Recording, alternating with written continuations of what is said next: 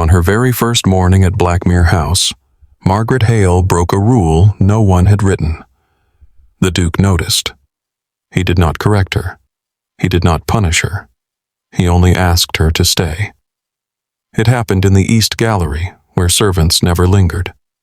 Margaret had arrived at dawn, her belongings still damp from the Yorkshire rain.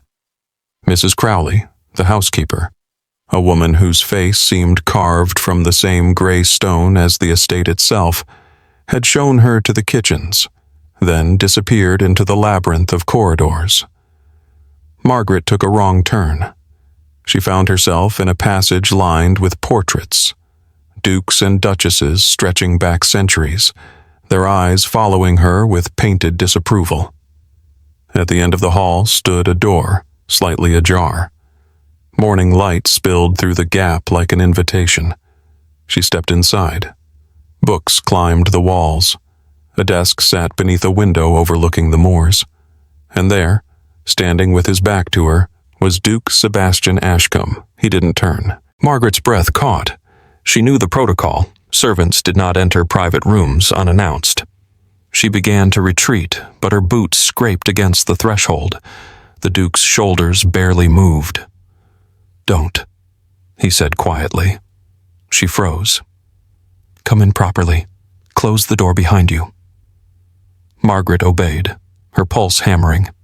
She waited for the reprimand, the dismissal, the cold fury that men of his station wielded like weapons. It never came. Instead, he turned. His face was younger than she'd expected, perhaps 30, with features that seemed sculpted from fatigue rather than cruelty. His eyes, pale gray, like the Yorkshire sky, studied her without expression. "What is your name?" "Margaret Hale, Your Grace." "You weren't told to come here, Margaret Hale." "No, Your Grace." "Yet you did." She straightened. "I made a mistake, Your Grace. It won't happen again." For a long moment he said nothing. Then, impossibly, he smiled. Just barely. A ghost of amusement. "I'm not angry," he said. "I'm curious."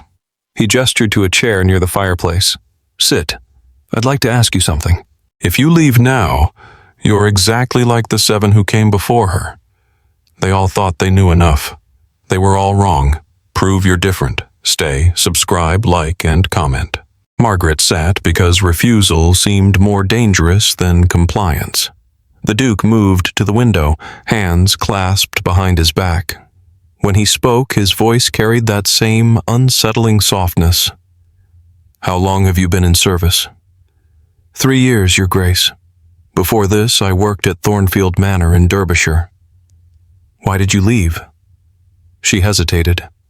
The truth was complicated, a matter of a handsy footman and a mistress who blamed the victim. But lies felt equally treacherous under his gaze. "A misunderstanding, Your Grace. I thought it best to seek new employment." He nodded slowly, as if her answer confirmed something he'd already suspected. "Mrs. Crowley will have told you the rules of this house. Meals at set times. Silence in the corridors after 10. Sunday services are mandatory." He paused. "But there are other rules. Unwritten ones." Margaret's hands tightened in her lap. "This room, for instance. Servants don't enter it. Not because I've forbidden them, but because they've learned not to. Do you understand the difference?" "I think so, Your Grace." "No," he said, still gazing at the moors. "You don't. Not yet." He turned then, and his expression was unreadable. Not cruel, not kind, simply blank, like a page waiting to be written. "I'm going to ask something of you, Margaret. You may refuse, but if you agree, you must keep to it absolutely. No exceptions, no questions." Her throat felt dry. "What is it, Your Grace?" "Stay." She blinked. "I'm sorry, Your Grace?" "Stay at Blackmere. Work here. But—" He stepped closer, though he maintained a careful distance, as if proximity itself required permission. "Once every fortnight, you will come to this study, At dawn, before the house wakes. You will sit in that chair and you will listen. I will speak and you will not interrupt. When I finish, you will leave.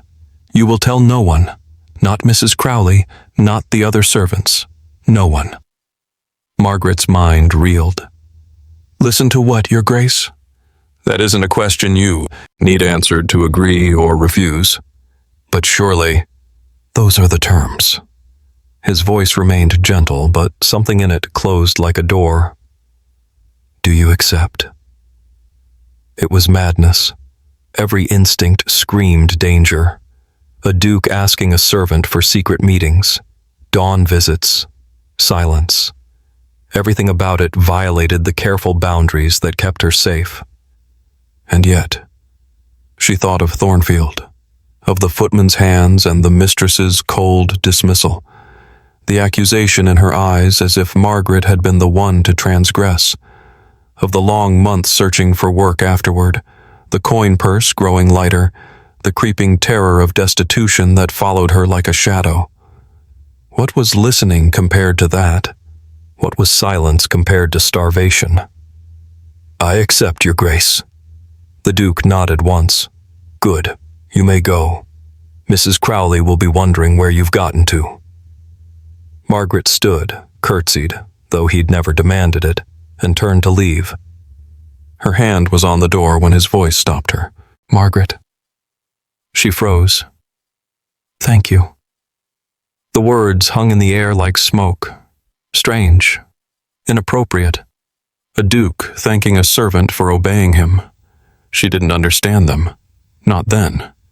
She slipped into the corridor, closing the door behind her with trembling hands, and wondered what she'd just agreed to. The fortnightly meetings began without ceremony.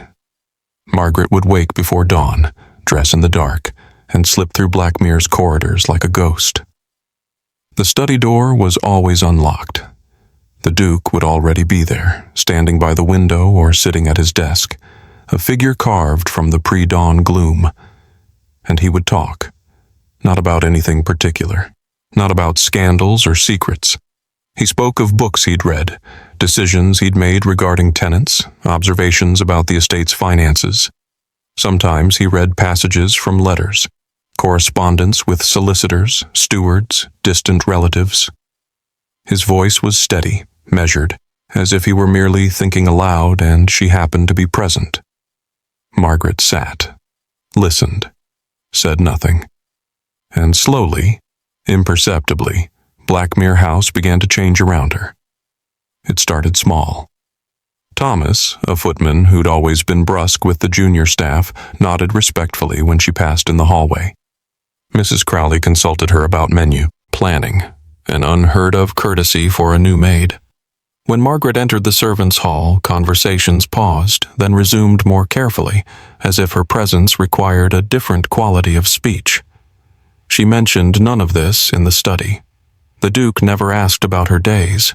He simply spoke, and she listened, and the invisible architecture of the house rearranged itself around her like furniture shifting in a darkened room. One morning in November, 6 weeks after her arrival, something shifted. She'd been carrying linens through the main corridor when she encountered Lord Pemberton, a neighboring landowner visiting for the hunting season. He was drunk. She could smell the brandy from 3 paces away, and his eyes traced her figure with predatory interest. You there, girl? Margaret curtsied without meeting his gaze. My lord? What's your name? Margaret, my lord. He stepped closer. Too close. His hand rose, reaching for her waist, and Margaret's entire body went rigid, with the terrible, familiar knowledge of what came next. Pemberton. The voice came from the far end of the corridor.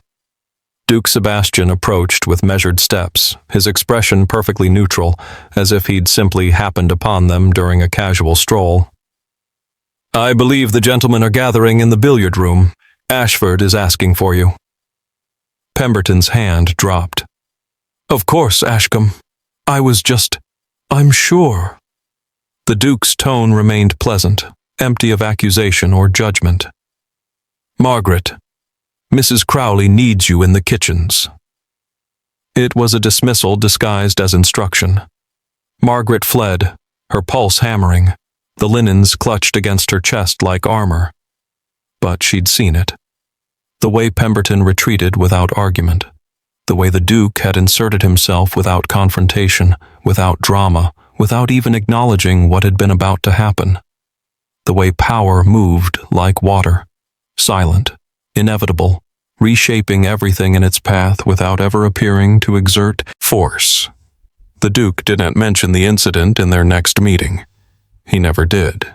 He simply continued speaking about crop rotations and entailment laws while Margaret sat in her chair, her understanding crystallizing like frost on glass. She had not gained authority. She'd been lent his shadow, and somehow that was more powerful than any title she could have earned.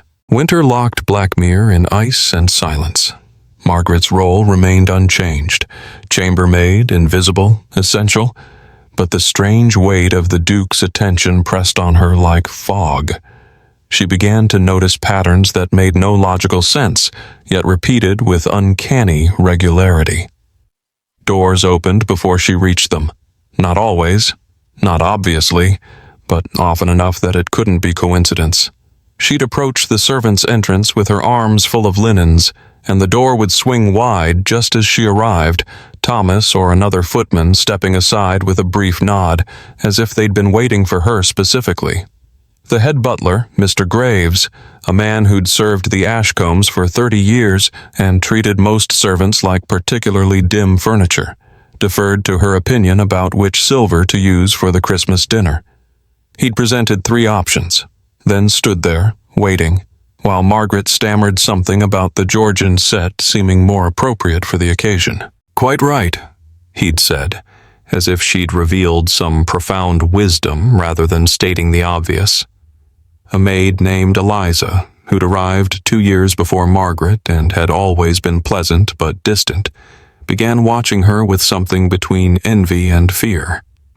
Margaret would catch her staring across the servants' hall, her expression tight, her hands still in whatever task she'd been performing. One night, as they folded sheets in the laundry, a small, steam-filled room that smelled of lye and lavender, Eliza finally spoke. "What did you do?" she whispered. Margaret looked up from the pillowcase she'd been smoothing. "I'm sorry?"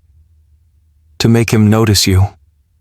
Eliza's voice dropped lower, barely audible over the hiss of the drying racks. "There were others before, girls who caught his eye. They never lasted."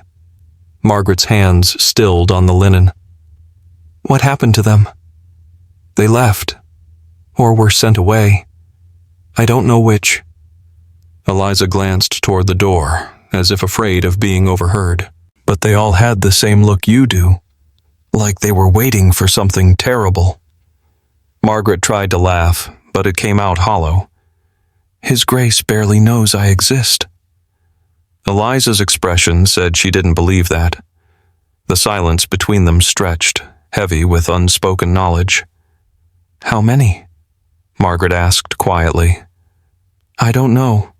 I've been here 2 years, and there were at least 3 in that time. Sarah, before I arrived, they say.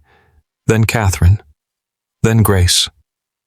Eliza folded a sheet with mechanical precision. They all started the same way. New to the house. Quiet. Then something would change. People would start treating them differently. Like they mattered. And then? Then they'd be gone. No explanation. No farewell. Just absent. Eliza met her eyes. "Whatever you're doing, Margaret, be careful. His Grace isn't cruel, but he's not safe either." That night, in the cramped attic room she shared with 2 other maids, Margaret lay awake on her narrow cot and thought about the others. Girls who'd sat in that study, who'd listened to the Duke speak about estate finances and tenant disputes and the price of wheat. Who'd felt the house rearrange itself around them, doors opening, deference appearing where none should exist. What had they done wrong? What test had they failed? The questions coiled in her chest like cold wire, tightening with each breath. She replayed every meeting in her mind, searching for the moment she might have erred, the thing she might have said or done or revealed that would mark her for dismissal. But there was nothing. She'd followed his instructions exactly. Arrived at dawn, sat in silence, left without speaking, told no one. And yet, Eliza had noticed. Others had noticed. Whatever invisibility Margaret thought she possessed had been stripped away, and she didn't know how or when it had happened. Beneath the questions, a worse thought took root. What if this was never about passing? What if the Duke's experiment, because that's what it was, it felt like an experiment, a test with unknown parameters, wasn't designed to find someone who succeeded, but simply to observe how different people failed? What if she was just the latest subject in a study that had no successful outcome, only variations on inevitable collapse? Margaret turned onto her side, staring at the dark shape of the window. Outside, snow fell in silent sheets, burying Yorkshire under white. She thought about running, packing her few belongings and leaving before whatever happened to the others happened to her. But where would she go? Back to Thornfield's shadow? To another estate where she'd be just as powerless, just as vulnerable, without even the strange protection the Duke's attention seemed to provide? No. Whatever this was, wherever it led, she'd chosen it. That morning in the study, when he'd asked and she'd agreed. She'd stay, she'd listen, she'd wait, and when the end came, because it would come, she could feel its approach like a storm on the horizon. She'd face it the same way she'd faced everything else, without flinching, without asking why. January brought a storm that buried Blackmere under 3 feet of snow. The house contracted into itself, becoming a world unto itself, cut off from Yorkshire, from England, from everything beyond its stone walls. Fires blazed in every hearth, their heat barely enough to combat the cold that seeped through ancient windows. The servants moved through corridors made claustrophobic by winter's siege, their breath visible even indoors, their movements careful on floors slick with tracked ice. And Margaret continued her dawn visits to the study, where the Duke spoke and she listened, and the world outside disappeared into white. He talked about the storm, about supply routes and tenant welfare, about the cost of coal and the logistics of keeping an estate functioning when roads became impassable. His voice was steady, factual, as if he were documenting a phenomenon rather than living through it. Then came the morning she found blood. It was just after dawn, the sky outside still dark. She'd entered the study as always, moving silently across the threshold, already preparing herself for whatever monologue awaited. But the Duke wasn't at the window. He sat at his desk, his head bowed, his hand pressed against his temple. Between his fingers, red. Not much, but enough. Enough that it had dripped onto the papers beneath his hand, staining whatever document he'd been reading. Margaret moved without thinking. "Your Grace, don't." The word was sharp, the first time he'd ever raised his voice to her. The first time she'd heard anything like anger in his tone. "I'm fine. You're bleeding. It's nothing. A moment of carelessness." But his voice was tight, strained. Not fine at all. She'd already crossed the room. She could see the gash above his eyebrow now, shallow but bleeding freely in that way head wounds do. A book lay open on the desk, a heavy volume, leather-bound, its corner dark with blood. He must have struck it while reaching for something, a moment of inattention that had split skin. "I need to fetch Dr. Whitmore." "No." His hand shot out, catching her wrist, gently but firm. The first time he'd ever touched her. "You'll do no such thing." Their eyes met. His were very gray in the morning light, very tired, and beneath the tiredness, something else, something that looked almost like fear, though she couldn't understand why. Please, she said quietly. Let me help. For a long moment, he didn't move. His fingers remained wrapped around her wrist, warm despite the cold that pervaded everything. She could feel his pulse there, rapid, inconsistent with the calm he was trying to project. Then, impossibly, he released her and leaned back in his chair. There's a basin in the cabinet beside the bookshelf, and clean cloths. Margaret found them quickly. The water in the basin was cold, but it would do. She dampened a cloth and returned to the desk, aware that every second she delayed, more blood fell. She worked quickly. The wound was minor. He'd been right about that. But she cleaned it with steady hands, dabbing away blood until she could see the cut clearly. Perhaps an inch long. Not deep. It would heal cleanly if kept clean. She was aware, the entire time, of the transgression she was committing. Touching a duke. Standing this close. Tending him like she had any right. Like he was something other than an untouchable figure of authority. But he'd asked. Or rather, he'd permitted. And that permission created a space where normal rules suspended themselves. She bound the wound with a strip of clean cloth, tying it carefully so it wouldn't slip. Her fingers brushed his hair, his skin. He sat very still, letting her work, his breathing measured and deliberate.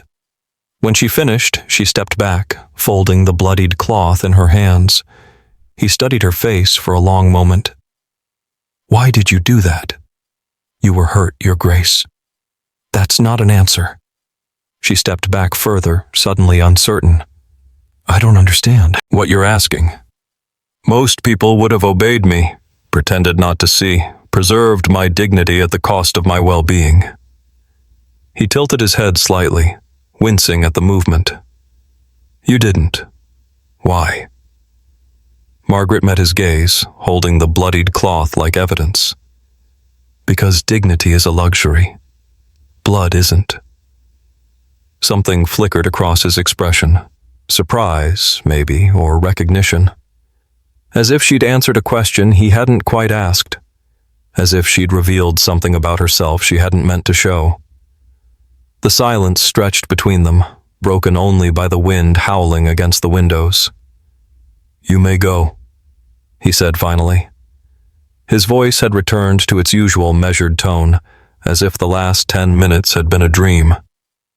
And Margaret? She paused at the door, her hand on the frame. We won't speak of this again, but I want you to remember something. His voice was very soft now, almost gentle. Power protects itself. Kindness doesn't. She didn't understand. Not then. She only nodded and slipped into the corridor, closing the door behind her with trembling hands. The bloodied cloth was still in her grip. She stared at it in the dim light, at the dark stain spreading through the white linen, and wondered what she'd just done, what line she'd just crossed, and why, despite everything, it had felt like the only possible choice. Spring arrived with violence, the snow melting in torrents, the moors erupting in mud and green, as if the land itself had been holding its breath through winter and could finally exhale. Blackmere prepared for its first major social event since Margaret's arrival, a dinner for 12, including county magistrates, neighboring nobility, and Lady Thornberry, a widow known for her razor-sharp wit and extensive social network that reached from Yorkshire to London and back again. Margaret was assigned to serve. It was unusual. Junior maids rarely appeared at formal dinners.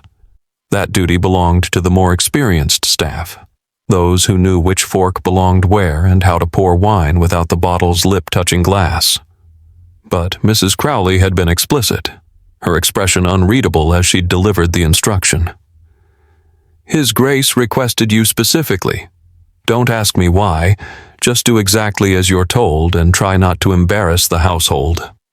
The dinner was exquisite torture. Margaret moved through the dining room like a mechanical thing, pouring wine, clearing courses, her hands steady despite the panic thrumming beneath her skin. She was invisible yet hyper-aware of every movement, every conversation, every shift in the room's attention. And most of all, hyper-aware of the Duke's presence at the head of the table. He was different here, transformed. The quiet, contemplative man from the study had been replaced by someone else entirely. Charming, engaged, perfectly calibrated to the social demands of his station. He laughed at Lady Thornbury's jokes, which were pointed and political, and probably scandalized half the table. He debated estate management with Lord Havers, offering opinions that were measured and reasonable. He navigated the social theater with practiced ease, as if he'd been born wearing a mask and had simply learned to breathe through it. Margaret watched from the edges of the room, filling glasses, removing plates, and slowly understanding that this, too, was a performance. Not dishonest exactly, but deliberate. Every smile calculated, every laugh deployed with precision. Then, midway through the fourth course, roasted pheasant with spring vegetables, it happened. Lord Havers, an aging bore with progressive opinions about land reform that he wielded like weapons at dinner parties, turned to the Duke with the expression of a man about to make a point. "Ashcombe, I've been meaning to ask. That property dispute with Thornfield Estate. I heard you ruled in favor of the tenants over the owner's heir. Unusual decision, particularly given the family connections involved." The room's attention sharpened. Conversations at the far end of the table faded. Even Lady Thornbury, who'd been holding court about some scandal in London, paused mid-sentence. Margaret, pouring wine for Lady Thornbury, felt her hand tremble. Thornfield, her former employer, the place she'd fled. The Duke's expression remained pleasant, unchanged. The law was clear. The tenants had documented agreements dating back 40 years. I merely enforced them. But surely the traditional expectations. Tradition isn't law, the Duke interrupted gently, his voice carrying no heat, no defensiveness, just simple fact. Though I understand why some find that uncomfortable. A beat of silence. Margaret could feel the tension, the way Havers had intended this as an attack, a public questioning of the Duke's judgment, and how it had instead become something else entirely.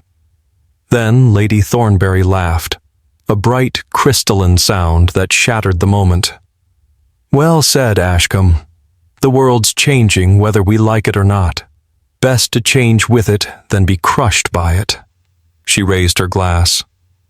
"To uncomfortable truths." The table echoed the toast, and the conversation moved on, flowing toward safer topics. The weather, the hunting season, the latest appointments in Parliament. But Margaret had seen it. The way the Duke had redirected the challenge without confronting it directly. The way he'd made Havers the one out of step, clinging to traditions that no longer held legal weight, while positioning himself as simply following the law.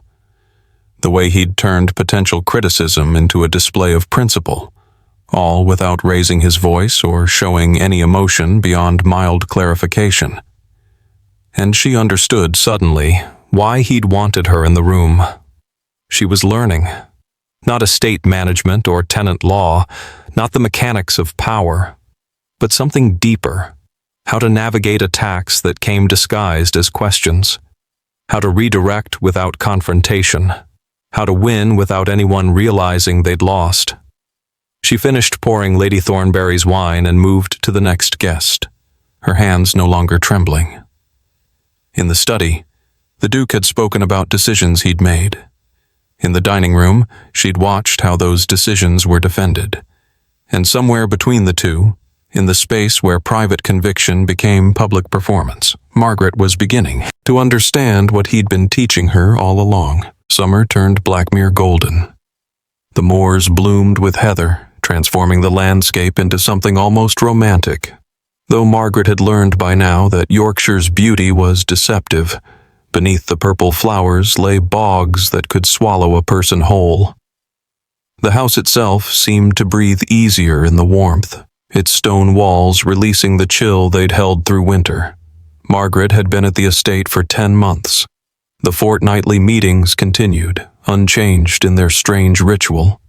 She still woke before dawn, still slipped through silent corridors, still sat in that same chair while the Duke spoke and she listened. But something had shifted. The Duke's monologues had become different. Less about estate business, crop yields and tenant disputes and correspondence with solicitors, more philosophical. He spoke about duty and legacy, about the weight of inherited responsibility, about what it meant to preserve something you didn't create and wouldn't live to see completed. Margaret listened, as always, but she'd begun to sense something beneath his words. Not quite desperation, but a kind of urgency, as if time were running out for something she couldn't yet see. One morning in July, he deviated from the pattern entirely. "Margaret," he said, not looking at her, still facing the window where dawn was just beginning to break. "What do you fear most?" She blinked. In all their meetings, spanning 10 months and 20 sessions, he'd never asked her a direct question. He'd spoken at her, around her, but never to her, not like this.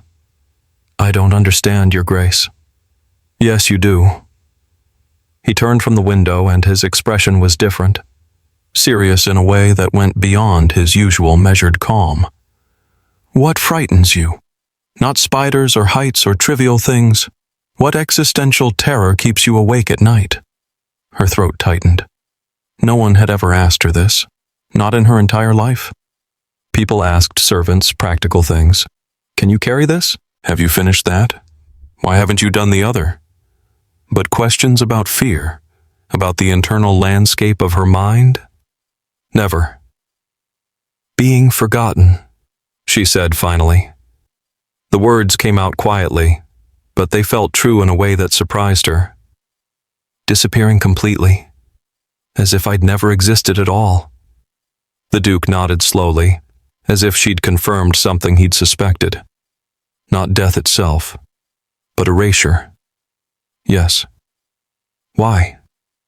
"Because—" She stopped, struggling for words adequate to the feeling. "Because service is invisibility. We're supposed to be ghosts, useful but unseen. We move through rooms and people barely register our presence. And sometimes I wonder if that's all I'll ever be. A name in a ledger. A year of wages recorded in someone's account book. Then nothing. No mark left behind, no proof I was ever here." The silence stretched between them like a bridge spanning some vast distance. "That's why you stayed," he said quietly. "When I asked, that first morning, that's why you keep coming back. Not because I commanded, not because you fear dismissal, but because someone sees you." Margaret's eyes burned. She refused to cry. Tears were a weakness she couldn't afford, not here, not in front of him. "Yes, Your Grace." He watched her for a long moment, then crossed to his desk. He opened a drawer, not the one where he kept correspondence, but a smaller one, locked, which he opened with a key from his pocket, and removed a small leather journal. Dark brown, worn at the edges, clearly handled many times. He placed it in her hands. "Read this tonight. In private. Return it tomorrow morning." Margaret looked down at the journal. It was surprisingly heavy for its size, as if the pages inside carried more than ink and paper. "What is it?" "Names," he said. "The others Eliza told you about.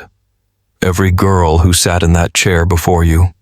Their stories, why they came, why they left, what they couldn't endure." Margaret's fingers trembled around the journal. She could feel the weight of it now, not physical, but something else. The weight of other lives, other failures, other women who'd sat exactly where she sat and somehow hadn't survived whatever test this was. "Why are you showing me this?"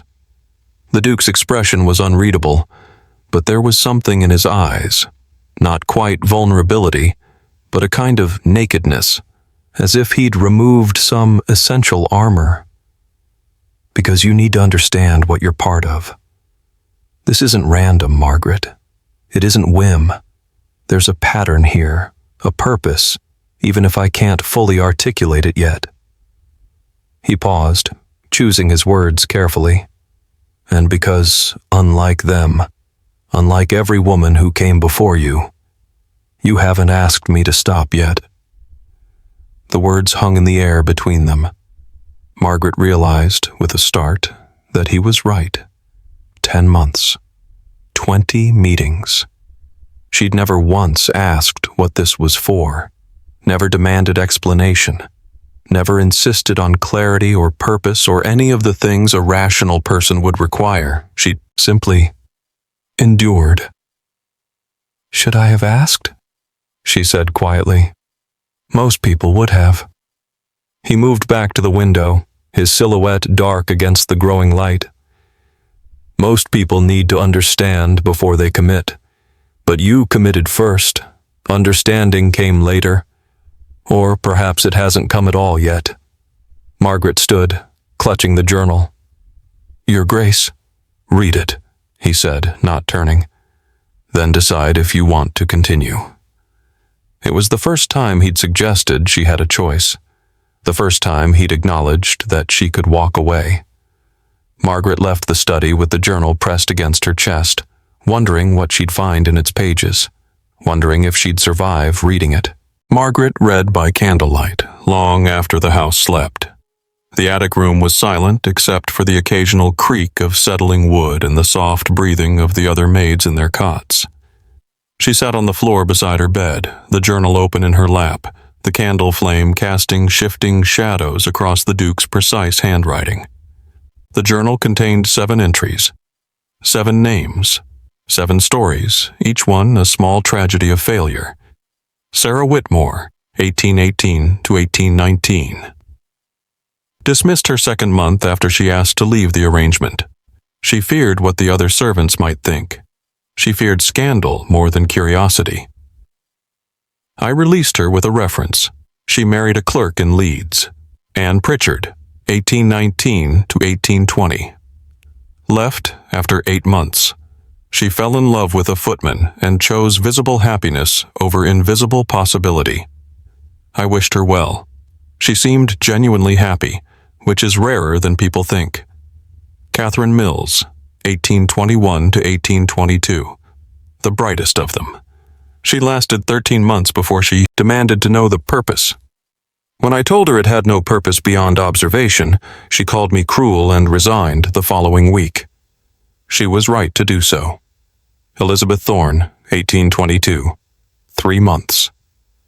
She tried to seduce me, believing that was the transaction.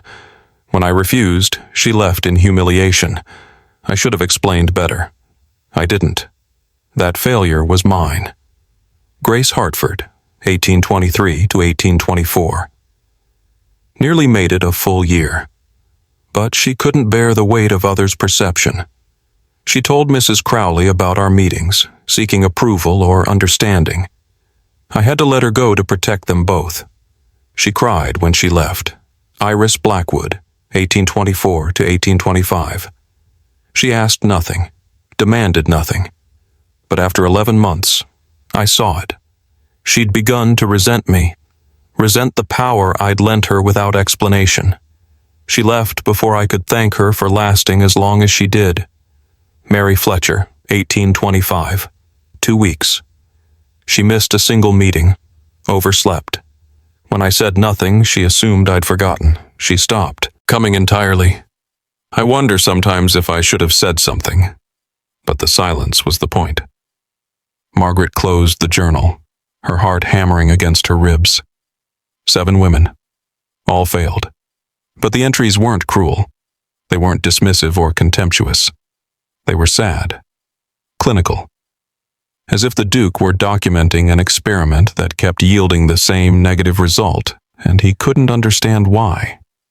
She read them again, looking for patterns, fear of scandal, love, the need for explanation, misunderstanding, external pressure, resentment, simple attrition, 7 different reasons, 7 different failures. And she'd experienced almost all of them. She'd been curious about the purpose. She'd feared what others thought.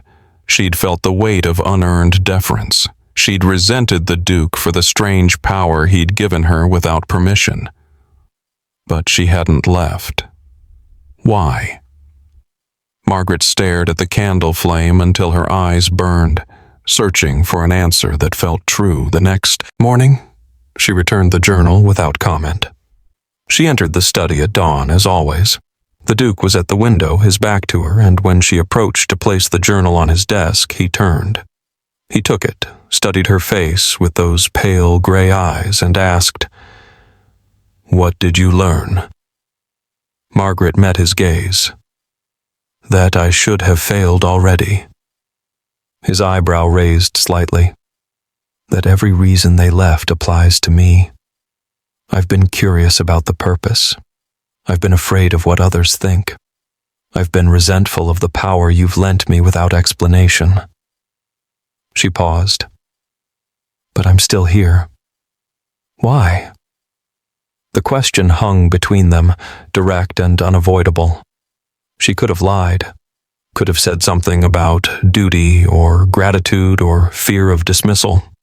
But after reading those 7 stories, after seeing how each woman had brought her own truth to that chair and ultimately been undone by it, lying felt pointless. "Because I want to know how it ends," she said finally. The Duke's expression shifted. For the first time in 10 months, 20 meetings, countless hours of one-sided conversation, he smiled. Really smiled.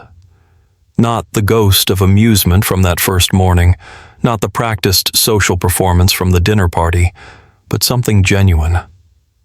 "So do I, Margaret," he said quietly. "So do I." He placed the journal back in the drawer, locked it, and pocketed the key. "Sit," he said, gesturing to her chair. "I have something different to discuss today." Margaret sat, her pulse still racing from the admission she'd made, and the Duke began to speak about something he'd never mentioned before. His own fear, not of death or failure or scandal, but of leaving Blackmere without anyone who understood what it truly required.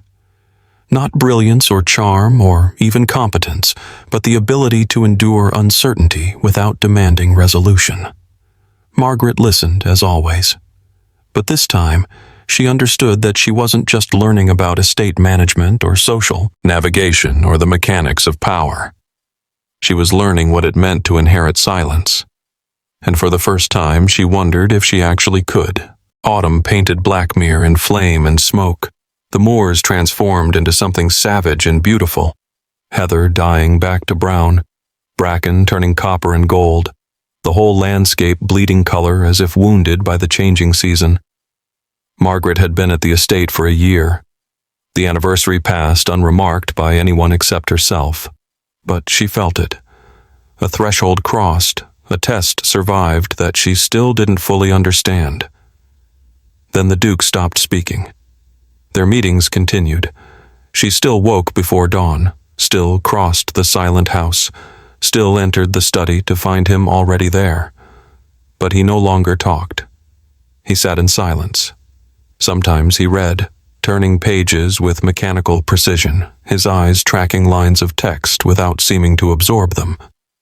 Sometimes he simply stared at the moors, watching the light change, his expression distant and unreachable. And Margaret, following the unspoken rules of their arrangement, said nothing, just sat, waited 3 weeks of silence. She'd wondered during those weeks if this was another test, if she was supposed to speak first, to break the pattern, to demand explanation. But something told her no. The silence itself was the message.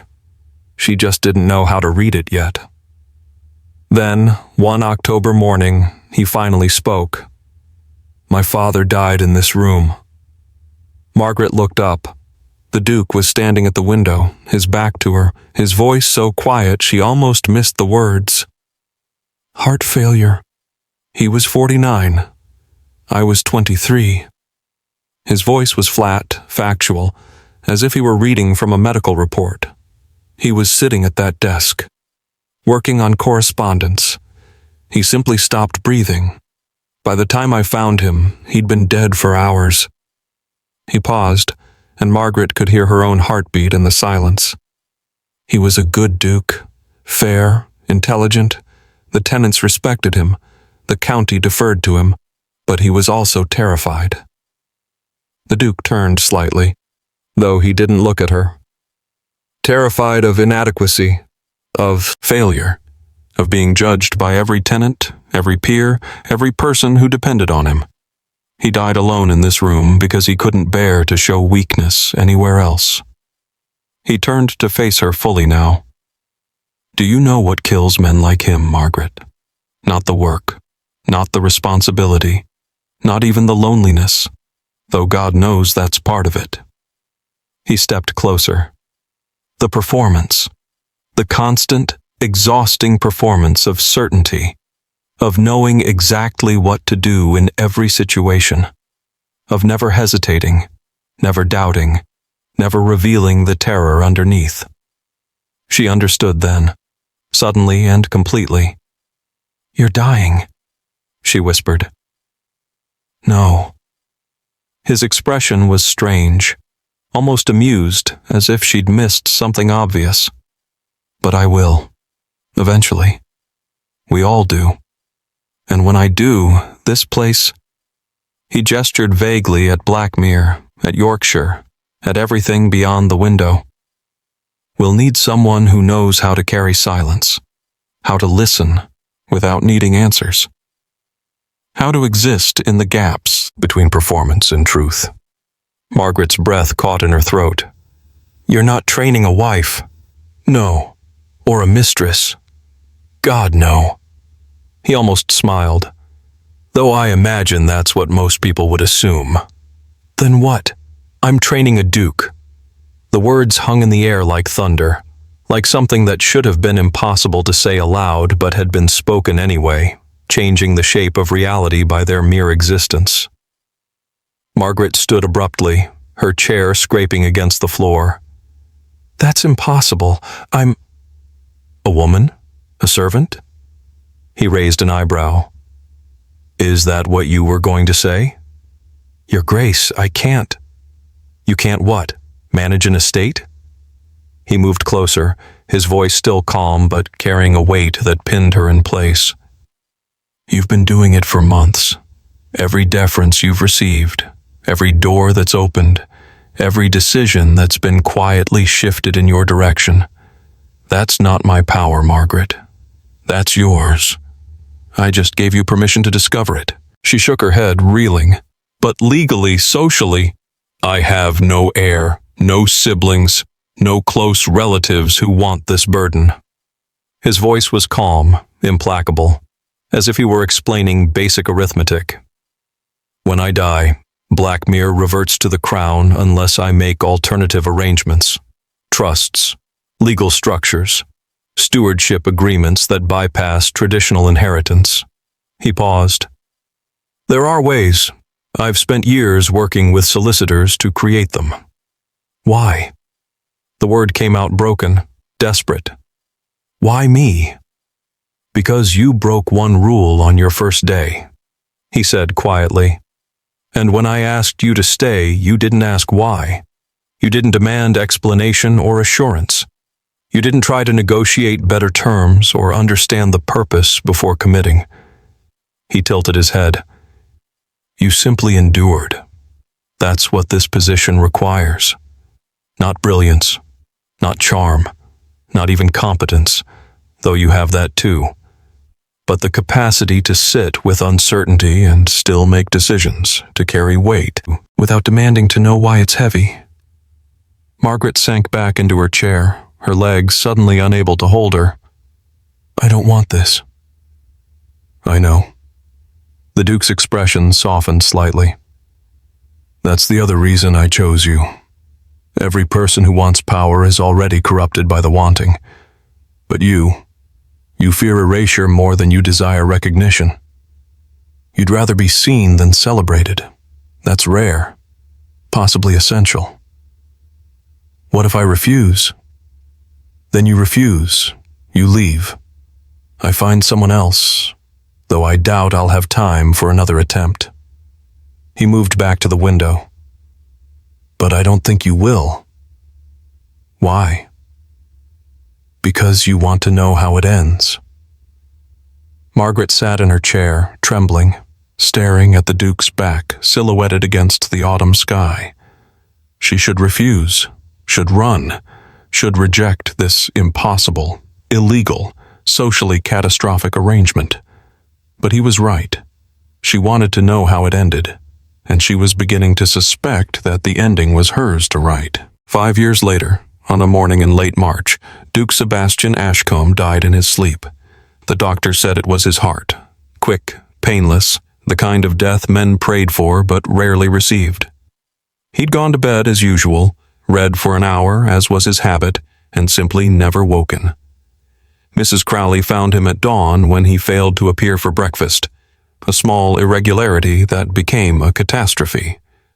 The funeral was small, respectable. The county mourned its duke with appropriate solemnity. Black armbands, hushed voices, the proper performances of grief. Then, as Yorkshire always did, it moved on. Fields still needed plowing. Sheep still needed tending. Life continued with the same relentless indifference it always had. Margaret stood in the study, her study now, though she still thought of it as his, and read the letter he'd left for her. It had been delivered by Mr. Pemberton, the solicitor, along with a stack of legal documents she'd spent 2 days reviewing, but this letter was separate, personal, sealed with wax and marked with her name in the Duke's precise handwriting. She broke the seal. Margaret, if you're reading this, then I've managed the one escape that doesn't require permission or explanation. I hope it was peaceful. I hope you're not too angry with me for leaving you with this burden. By now, the solicitors will have explained the arrangements. The trusts are ironclad. I made certain of that. Blackmere is yours, not in name, but in fact. The tenants answer to you. The staff answer to you. The estate's future is whatever you make it. You'll face opposition. Some will question your legitimacy. Others will try to undermine you, believing a woman, especially one of your background, cannot possibly manage what generations of titled men have controlled. This is where everything you've learned matters. Power isn't performance. It's patience. It's listening. It's knowing when to act and when to let others believe they've won. I spent years looking for someone who could carry this place forward. Not someone who wanted it. Want corrupts. Not someone who deserved it by birth. Blood means nothing. But someone who understood that stewardship is a form of erasure. We disappear into the work, into the continuity. That's the sacrifice. You once told me you feared being forgotten. I understand that fear now, perhaps better than I did when you first spoke those words. But here's what I learned. The people who change things aren't remembered for themselves. They're remembered for what continues after them. You won't be the Duke who rebuilt Blackmere. You won't have monuments or portraits or history books celebrating your name. You'll be the quiet force that kept it alive. And centuries from now, someone else will sit in that chair and listen in the dark and try to understand how to carry silence. That's the succession. Not blood, not title. Just this. Knowing how to survive after those before you are gone. Thank you for staying, Sebastian. Margaret folded the letter carefully, her hands steady despite the tremor in her chest. Outside, the moors stretched green and endless under a pale spring sky. Morning light flooded the study, illuminating dust motes that drifted like ghosts. Somewhere in the house, Mrs. Crowley was organizing the day's work, her voice carrying through the corridors with its usual authority. Thomas was tending the horses in the stable, the same tasks he'd performed for 30 years. Eliza was lighting fires, moving through rooms with practiced efficiency. Everything continued. The machinery of Blackmere ground forward, indifferent to the Duke's death, indifferent to Margaret's elevation, caring only that someone stood at the center and kept it moving. Margaret sat in the chair, the one where she'd listened for 5 years, absorbing monologues about crop rotations and entailment laws, watching the Duke perform certainty while privately carrying doubt, and looked at the empty room. "I still don't know if I passed," she said to the silence. The silence, as always, didn't answer, but the house did. Doors opening, footsteps in hallways, the quiet machinery of life at Blackmere, grinding forward into another day. A tenant would arrive later to discuss spring planting. Mr. Graves would need direction about hiring a new footman. Lady Thornberry had sent a letter requesting Margaret's opinion on a county matter, not as a servant, but as Blackmere's authority. And Margaret understood finally what the Duke had known from the beginning. She hadn't passed the test. She'd become it. The 7 women before her had failed because they'd sought resolution. Sarah feared scandal. Anne chose love. Catherine demanded purpose. Elizabeth misunderstood the transaction. Grace needed approval. Iris grew resentful. Mary assumed abandonment. But Margaret had never needed the story to end. She'd only needed to know that it would. And now she was the one who would write the ending. Not for herself, but for whatever came after. She stood, placing the letter in the desk drawer where the Duke had once kept the journal of failed predecessors. Perhaps decades from now, she'd add her own entry. Perhaps someone else would sit in this chair and read about Margaret Hale, who'd broken one rule on her first day and stayed for reasons she never fully articulated. Outside, the moors waited, green and endless and indifferent. Inside, Blackmere breathed. And Margaret, who'd once feared erasure more than death, walked to the window and looked out at the estate she would spend the rest of her life preserving. Not as a duke, not as anything with a name, just as the silence between what was and what would be, the succession complete, the test ongoing, forever.